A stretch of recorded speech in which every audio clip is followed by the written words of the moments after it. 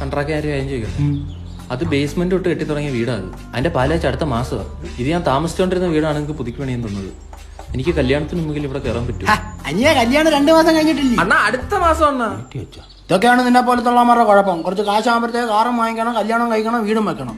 ഇതിപ്പോ പണിക്കാരെല്ലാം ഭയങ്കര മോശമാണ്. ഒന്നും അങ്ങോട്ട് അനങ്ങി ചെയ്യുന്നില്ല. വൈറ്റ് സിമെന്റ് എന്തിന്? നിങ്ങളല്ലേ പറഞ്ഞ സിമെന്റ് ഒഴിക്കാൻ? അതിന് വൈറ്റ് സിമെന്റ് എന്തിന്? ഇനി വീട് മൊത്തം വെള്ളമല്ലേ ഒഴിക്കുന്നു? എന്റെ പ്രണയത്തിൻ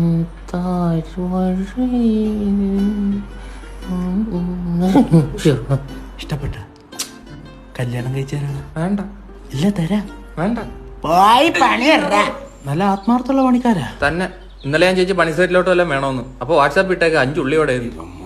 എന്റെ കല്യാണം മുടങ്ങുവണ്ണ. ഹോൾഡ് ചായ വേണം. അതിന് നീ അപ്പൊ വന്നു? 10 മിനിറ്റ് 10 മിനിറ്റ് മുന്നേ. എന്നിട്ടും അവയ്ക്ക് ചായ കൂട്ടണം. 1 മാസത്തിനുള്ളിൽ എനിക്ക് ഈ പണി തീർക്കണം. മര്യാദക്ക് പോയി പണിയറ. പോടാ. പണിയെടുക്കാതിരിക്കാനുള്ള ഒരു അടവ്. എനിപ്പിക്കണ്ടേ? എനിപ്പിച്ചിട്ട് വലിയ കാര്യമൊന്നുമില്ല. ഒരു ചായ കാച്ചിലായിരിക്കും.